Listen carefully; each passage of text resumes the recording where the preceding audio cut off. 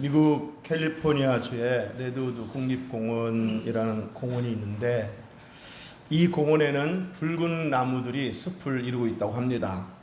그래서 이 공원 이름을 레드우드 국립공원이라고 하는데 이 공원을 찾는 관광객들이 이 공원에 와서 그 레드우드 붉은 나무들의 그 숲을 보고서는 다음과 같은 세 가지 사실에 놀란다고 합니다.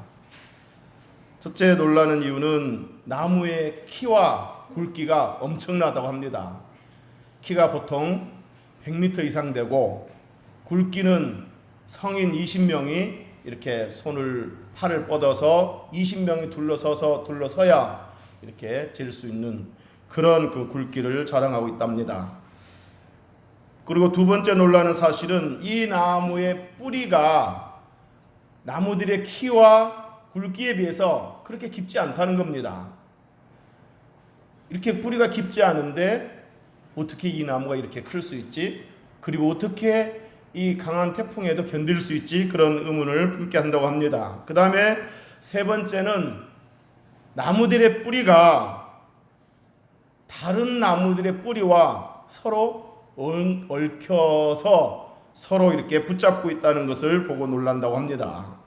그러니까 이 거대한 나무가 다른 나무들의 뿌리와 이렇게 얽혀서 비가 잘 오지 않아도 잘 서로 이렇게 지탱하면서 서로 부족한 것을 채워주고 또 강한 바람 앞에서도 굳건하게 서 있는 이 아름다운 그 숲을 이루는 이유는 바로 이렇게 서로 얽혀서 서로 붙잡아주고 서로 기대고 있기 때문에 그렇다는 것입니다. 그래서 이 식물학자들은 이 나무를 더불어 사는 나무다 이렇게 부른다고 합니다. 나무뿐만 아니라 가족들이 또 마음이 하나 되어서 정을 나누며 더불어 섬기며 산다면 그것은 참 보기가 아름답습니다. 부부도 마찬가지고 형제도 마찬가지고 마음이 하나가 돼서 서로 기대어서 서로 붙잡아주면서 이렇게 우애를 나누고 사랑을 나누고 정을 나누는 형제, 부부, 가족이라면 그 모습은 참 아름답고 또 서로에게 힘이 됩니다. 교회도 마찬가지입니다. 교회 공동체가 마음이 하나가 돼서 서로 사랑하며 더불어 섬기는 모습은 보기도 아름답고 거기에는 참 은혜가 있고 힘이 있는 것입니다. 오늘 본문 1절에 형제라는 단어가 나오는데 이 형제라는 단어는 본래 혈연이라는 의미이지만 넓은 의미로는 이스라엘 민족의 공동체 이렇게 이것을 의미할 수도 있고 오늘날에는 교회 공동체를 의미한다고도 볼 수 있습니다. 교회 공동체는 비록 같은 혈연은 아니지만 한 형제 자매라고 한 가족이라고 할 수 있습니다. 처음 신앙생활 하시는 분들이 교회에 오면은 그분들이 직분을 받기 전까지는 뭐라고 부릅니까? 형제님, 자매님 이렇게 부르죠. 자, 이렇게 박씨, 이씨, 김씨 이렇게 각각 성씨가 다르고 같은 혈연도 아닌데 서로 형제자매라고 부를 수 있는 근거가 뭐겠습니까? 그리스도 안에서 영적으로 한 가족이 되었기 때문입니다. 바로 그리스도의 피를 나눈 한 형제자매이기 때문입니다. 다 같이 하나님의 한 하나님의 자녀들이기 때문입니다.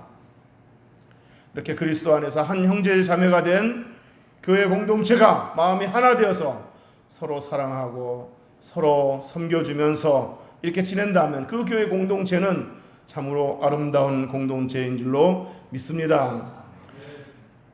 자, 그래서 오늘 본문에 이 시편 기자도 공동체가 하나 되었을 때 그 모습은 너무나 아름답다고 표현하고 있습니다. 오늘 1절 한번 다 같이 읽어보겠습니다. 시작. 보라, 형제가 연합하여 동거함이 어찌 그리 선하고 아름다운고. 아멘. 보라, 형제가 연합하여 동거함이 어찌 그리 선하고 아름다운고. 여기 본문에 형제가 연합하여 동거함이라고 했는데 연합이라는 단어는 뭐겠습니까? 하나 되어 함께함을 의미하는 거고, 동거라는 것은 뭐겠습니까? 같은 공간에서 함께 지내는 걸 말합니다. 같은 공간에서 이렇게 서로 기쁨과 슬픔을 함께 나누면서 함께 살아가는 것을 의미합니다. 자, 그런데 이 연합과 동거는 서로 뗄래야 뗄 수 없는 아주 긴밀한 관계를 갖고 있다는 겁니다. 왜냐하면 연합이 잘 되어야 동거가 원만해지기 때문입니다. 같은 공간에서 같이 잘 지내려면 연합이 잘 돼야 된다는 겁니다. 마음이 하나 되지 않으면 한 공간에서 살아간다는 것이 쉽지가 않다는 겁니다. 아무리 고대 광실에서 살고 산의 진미를 먹는다 할지라도 그 공간에 함께 사는 사람들이 서로 마음이 하나 되지 못하고 연합되지 못하면 불편하기 짝이 없고 하루하루 사는 것이 지옥일 것입니다. 그러나 공간이 좀 협소하고 환경이 좀 불편해도 그곳에서 함께 지내는 사람들이 마음이 연합되고 서로 사랑하며 산다면 그 협소함과 불편함은 이길 수가 있는 것입니다. 잠언 17장 1절에도 마른 떡 한 조각만 있고도 화목하는 것이 제육이 집에 가득하고도 다투는 것보다 나으니라 그랬습니다. 비록 협소하고 먹는 것은 부실해도 화목하게 사는 것이, 아무리 제육이 집에 가득해도 고기 음식이 가득하다 할지라도 다투면서 서로에게 상처를 주면서 사는 것보다는 낫다는 겁니다. 어찌하든지 같은 공간에서 함께 사는 사람들의 마음이 하나가 되어야 됩니다. 그래야 마음이 편합니다. 본문의 시편 기자는 형제가 연합하여 동거하며 어찌 그리 선하고 아름다운 거라고 감탄하면서 그 모습은 마치 이런 모습들과 같다라고 하면서 다음과 같은 두 가지 비유를 들었습니다. 그 첫 번째 비유가 뭐냐면, 형제가 연합하여 동거하는 이 모습은, 그 아름다운 모습은 마치 아론이 제사장 직분을 받기 위해서 기름 부음을 받는 모습과 같다, 이렇게 말했습니다. 우리 2절 다 같이 한번 읽어보겠습니다. 2절, 머리에 있는 보배로운 기름이 수염 곧 아론의 수염에 흘러서 그의 옷깃까지 내림 같고, 이 말은 마치 그와 같다는 겁니다. 여기 이 장면은 아론이 제사장 직분을 받기 위해서 기름 부음을 받는 장면입니다. 구약시대에 왕, 선지자, 제사장이 이렇게 임명받을 때는, 그 직분을 받을 때는 기름 부음을 받습니다. 특별히 제사장도 마찬가지인데, 아론이 이렇게 제사장 직분을 받기 위해서 기름 부음을 받는 그 장면을 묘사하면서 형제가 연합하여 동거하는 모습은 마치 이런 모습과 같다라고 지금 비유하고 있는 것입니다. 레위기 8장 12절을 한번 다 같이 읽어보겠습니다. 시작. 또 관유를 아론의 머리에 붓고 그에게 발라 거룩하게 하고. 아멘. 관유를, 그 기름을 아론의 머리에 붓는다는 겁니다. 정확히 말하면 아론의 머리에 쓴 관에 기름을 붓는 거죠. 자, 그러면 그 기름이 머리에 부어진 그 기름이 아론의 수염을 타고 그 수염에서 흘러내려서 제사장이 입는 그 예복 옷깃을 타고 신발 아래까지 흘러내리게 됩니다. 머리에 부어진 이 기름이 이렇게 신발 아래까지 흘러내리게 되는 이유는 뭐겠습니까? 서로 연결되어 있기 때문입니다. 머리에 쓴 관과 수염과 예복이 다 이렇게 연결되어 있기 때문에 흘러타고 내리는 것입니다. 하나로 연결되어 있으니 흘러내리는 겁니다. 기름 부음이. 신약시대의 기름 부음은 성령의 역사로 묘사할 때가 많습니다. 우리 사도행전 10장 38절 읽어보겠습니다. 시작. 하나님이 나사렛 예수에게 성령과 능력을 기름 붓듯 하셨음에 그가 두루 다니시며 선한 일을 행하시고 마귀에게 눌린 모든 사람을 고치셨으니 이는 하나님이 함께 하셨음이라. 아멘. 자, 이처럼 신약시대 기름 부음은 성령의 역사로 이렇게 묘사할 때가 많습니다. 우리 교회에 성령의 기름 부음의 역사가 더 충만해지기를, 가득하게 되기를 간절히 소망합니다.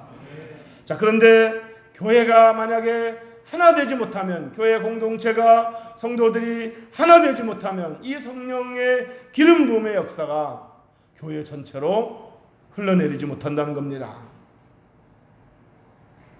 예배드릴 때, 찬양할 때, 기도할 때 교회가 하나 되지 못한다면 성령 기름 부음의 역사가 교회 전체에 미치지 못한다는 겁니다. 방해를 받는다는 겁니다.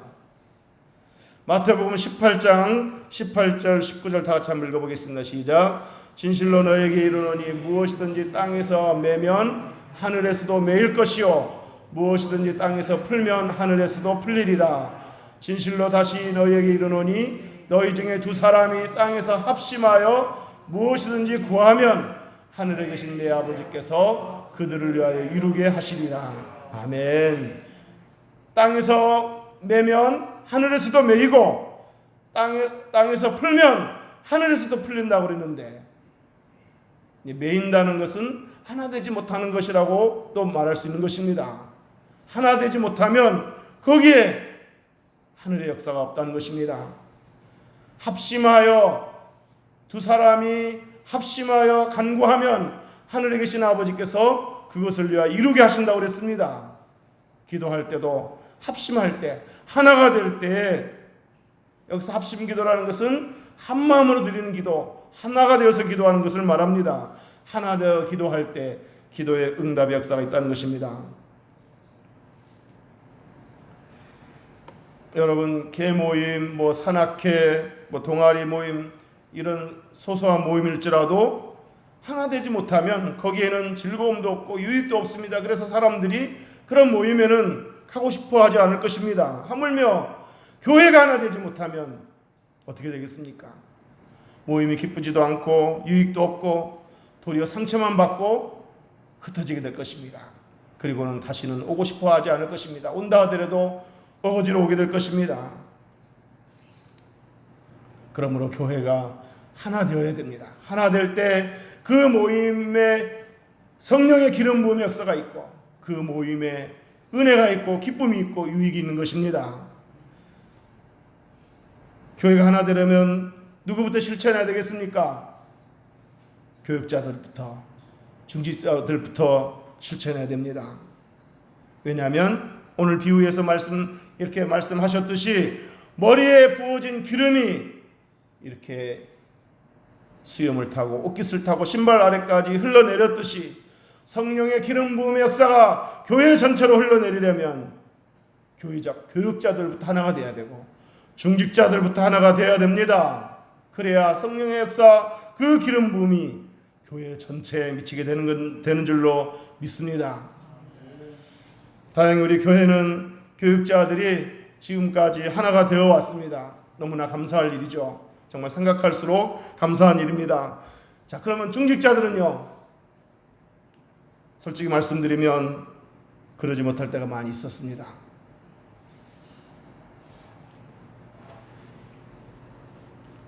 사람들의 모임인지라 때로 삐걱거릴 수는 있습니다. 어떤 모임이든지 사람들이 모이는 곳에는 삐걱거릴 수는 있습니다. 그렇지만 얼른 또다시 그것을 회복하도록 노력하고, 그래서 다시 하나가 되어야 합니다. 누구보다도 중직자들이 그런 모습을 보여줘야 됩니다. 여러분, 평신도들이 삐걱거리면 그래도 교회는 그렇게 크게 흔들리지 않습니다. 평신도들이 삐걱거려도 중직자들이 하나 되어서 교회를 이끌어 나가면 교회는 크게 흔들리지 않습니다. 그러나 중직자들이 삐걱거리면 교회가 흔들리고 맙니다. 교회 전체가 위기에 빠지게 됩니다. 여러분, 교회를 흔들어 놓는 일은 매우 두려운 일이라고 여기셔야 됩니다. 왜냐하면 이 교회는 주님의 피로 값주고 산 교회이기 때문입니다. 주님의 보혈은 피로 값주고 산 이 교회를 흔들어 놓는다는 것은 주님의 마음을 아프게 하는 것이고 그것은 매우 두려운 일이라는 것을 꼭 기억하시기를 주의 이름으로 축복합니다. 사도행전 20장 28절 한번 읽어보겠습니다. 시작. 여러분은 자기를 위하여 또는 온 양떼를 위하여 삼가라. 성령이 그들 가운데 여러분을 감독자로 삼고 하나님이 자기 피로 사신 교회를 보살피게 하셨느니라. 아멘. 여기서 여러분, 사도 바울이 여러분은 그랬는데 이 여러분은 에베소 교회 장로들을 가리킵니다. 한마디로 에베소 교회 지도자들이고 중직자들입니다. 바울은 에베소 교회 장로들을 불러다 놓고 마지막 작별 인사를 하면서 이렇게 당부했습니다. 주님이 여러분을 교회 감독자로, 즉 중직자로 세웠습니다. 그러므로 주님이 피로 값주고 사신 이 교회를 여러분들이 잘 보살피시기를 바랍니다. 이렇게 당부한 것입니다. 교회 지도자들, 중직자들이 교회를 잘 보살펴야 되는데 교회를 잘 보살피려면 무엇부터 해야 되겠습니까? 먼저 하나가 되어야 됩니다. 아무리 유능하고 아무리 개별적으로 능력이 많고 아무리 뭐가 있어도 하나 되지 못하면 아무것도 할 수 없는 것입니다. 먼저 하나가 되는 일이 중요합니다.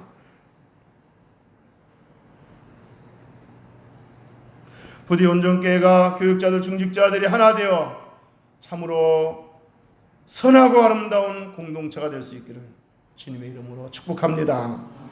지역 사람들이 온전교회를 어찌 그리 선하고 아름다운고 연합하고 동거하는 모습이 어찌 그리 선하고 아름다운고 하는 칭찬을 할 수 있게 되기를 주님의 이름으로 축복합니다.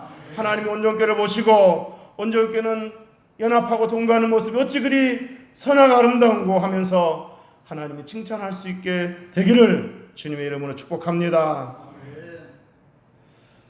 자, 형제가 연합하여 동거하는 모습은 다음과 같다 하면서 두 가지 비유를 들었다고 했는데 하나는 아론이 제사장 직분을 받기 위해서 기름 부음을 받는 모습에 비유했고 또 하나는 두 번째는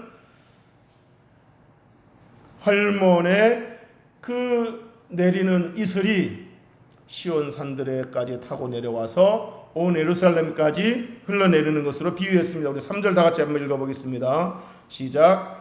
헐몬의 이슬이 시온의 산들에 내림 같도다.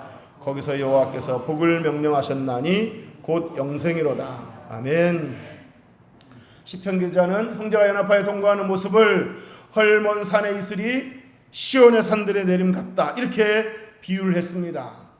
여기 헐몬 산은 이스라엘의 가장 높은 산으로서 우리나라의 백두산 높이 정도가 된다고 합니다. 해발 2850m 높이의 이 헐몬 산은 1년 내내 흰 눈으로 덮여 있습니다. 이 눈이 녹아 흘러내리는 물이 아래 요단강까지 흘러가게 됩니다.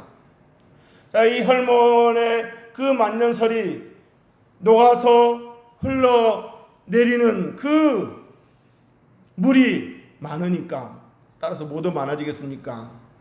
수증기도 많아지게 되는 겁니다. 물이 많으니까 수증기도 많아지겠죠? 수증기가 많아지니까 이슬의 양도 많아지는 겁니다. 그래서 이 이슬이 이 메마른 땅을 적시고 땅을 비옥하게 해서 식물과 나무를 자라게 하고 곡식과 과일을 풍성하게 생산하게 만드는 것입니다. 헐몬산에서 녹아내리는 물이 많은 양의 이슬을 만들고 그 많은 양의 이슬이 그 녹아내리는 물과 함께 시온산들을 타고 예루살렘까지 내리면서 땅을 비옥하게 만들고 곡식과 과일을 많이 맺을 수 있도록 이렇게 하는 겁니다. 그러니까 뭡니까? 헐몬산과 시온산 이렇게 연결되어 있기 때문에 흘러내린다는 거 아니겠습니까? 헐몬산과 이스라엘 산들, 그 시온의 산들 사이에 이 맥이 끊겨버리면 흘러내릴 수가 없죠. 헐몬의 높은 산이 시온의 산들을 타고 아래 예루살렘 도시까지 흘러내릴 수 있는 것은 다 이렇게 연결되어 있기 때문에 흘러내리는 것입니다. 마찬가지로 연합하고 동거하는 교회는, 하나 되는 교회는 하나님의 은혜가 흘러내려서 영적으로 비옥하고 윤택해서 아름다운 열매를 맺게 되는 줄로 믿습니다. 바라기는 우리 온전교회가 연합하고 동거하여 이렇게 영적으로 비옥하고 윤택해서 아름다운 삶의 열매를 많이 맺게 되는 그런 교회가 되기를 주님의 이름으로 축복합니다. 여기서 간과할 수 없는 중요한 사실이 하나 있는데 3절 하반절에 보면 할머니 이슬이 시온 산들의 내림 같도다 하고서 그 다음에 뭐라고 말씀하시냐면 거기서 여호와께서 복을 명령하셨나니 곧 영생이로다 그랬습니다. 거기서 여호와께서 복을 명령하셨나니. 자, 이 말씀은 뭘 의미하는 거겠습니까? 매일 내리는 이슬이 자연의 섭리가 아니라 단순한 그 자연의 섭리가 아니라 하나님이 명령하셔서 내리는 복이라는 것입니다. 매일 내리는 거니까 그냥 뭐 흔히 있는 그런 것으로 생각할 수 있지만 하나님이 그 은혜를 멈추시면 그 이슬은 있을 수 없다는 겁니다. 그러니까 단순한 자연 섭리가 아니라 하나님이 내리시는 복이라는 겁니다. 이슬은. 이스라엘의 강우량은 그렇게 많지 않습니다. 강우량이 많지 않는 그 이스라엘 땅에 이렇게 풍성한 과일을 맺게 하는 이유는 물론 우기철에 내리는 소낙비도 있지만은 은혜의 소낙비도 있지만 매일 내리는 이슬이 땅을 비옥하게 하고 열매를 맺게 하는데 큰 역할을 하는 겁니다. 근데 이 매일 내리는 이슬이 가끔 내리는 소낙비처럼 하나님이 주시는 은혜라는 겁니다. 매일 내린다고 해서 그냥 있는 것이라고 생각하면 안 된다는 겁니다.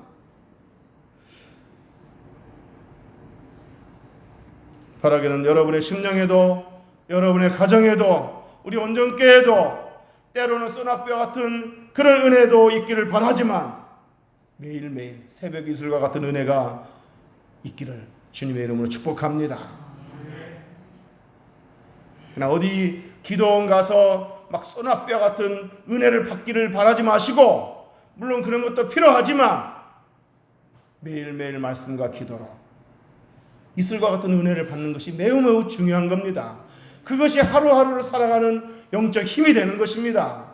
어디 가서 그냥 기도원 가서 그냥 막 쇼킹할 만한 은혜 좀 받았으면 하시지 마시고 매일매일 하나님을 찾으시고 복의 근원 되시고 은혜를 매일매일 주시기를 원하시는 하나님을 찾으시고 그분을 만나셔서 기도와 말씀을 통해서 매일매일 하나님 은혜를 받는다면 그것이 축적되면 그것이 여러분의 삶의 원동력이 되고 큰 힘이 되고 복이 된다는 것을 기억할 수 있기를 주의 이름으로 축복합니다.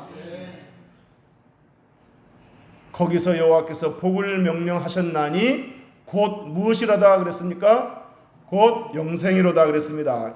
여기서 영생이로다 이 말은 우리가 흔히 말하는 영원히 사는 그 영생 그걸 말하는 것이 아니고 모든 식물과 모든 백성들이 하나님 은혜로 지속적으로 계속해서 영구히 생존하게 된다는 것을 말합니다.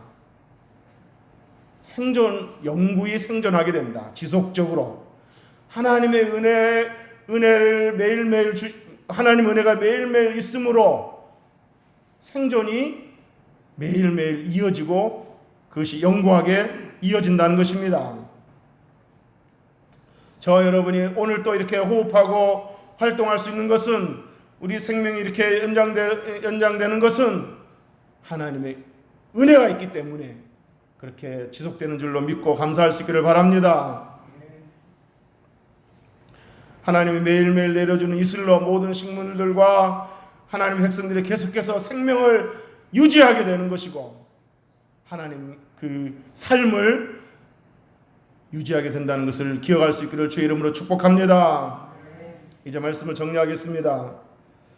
연합하여 동거하는 교회는 일단 어떻습니까?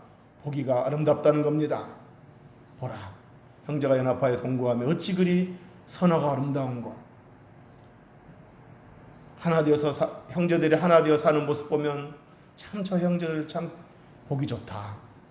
부부가 하나 되어서 사는 모습을 보면 참 부부들 저 사는 모습 보기 좋다. 가정에 그 가족들이 하나 되어 사는 모습을 보면 이웃에서 참 저 가정 보기 좋다 이렇게 말합니다. 교회도 마찬가지입니다.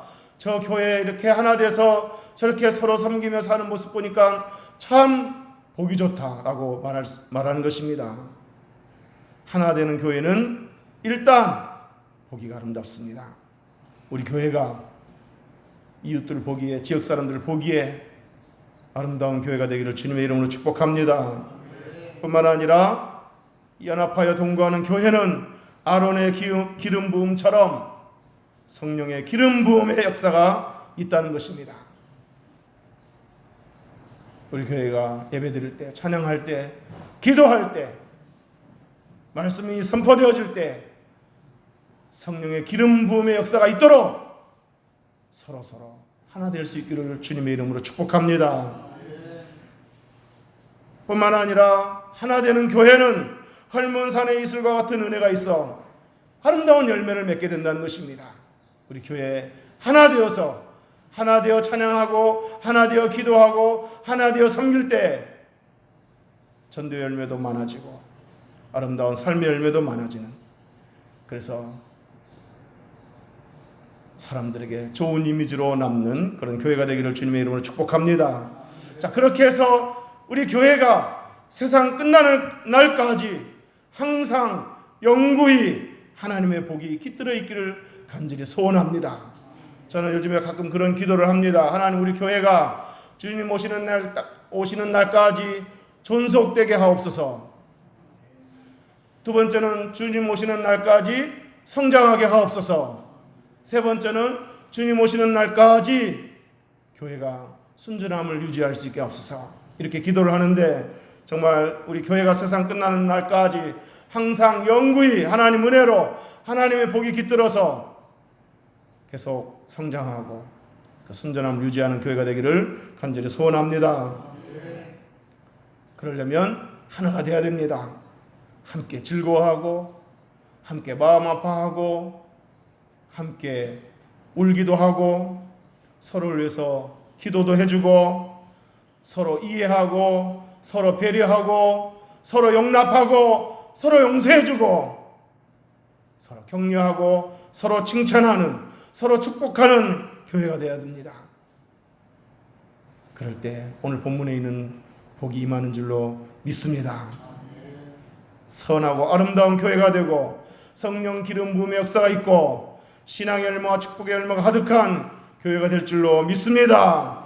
나아가서 우리 교회가 주님 오시는 날까지 존속하게 되고 계속해서 성장하는 교회가 될 줄로 믿습니다. 이것을 지켜보는 저와 여러분들이 되시고 이것을 함께 누리는 저와 여러분이 되시기를 주님의 이름으로 축복합니다. 축복합니다. 기도하겠습니다.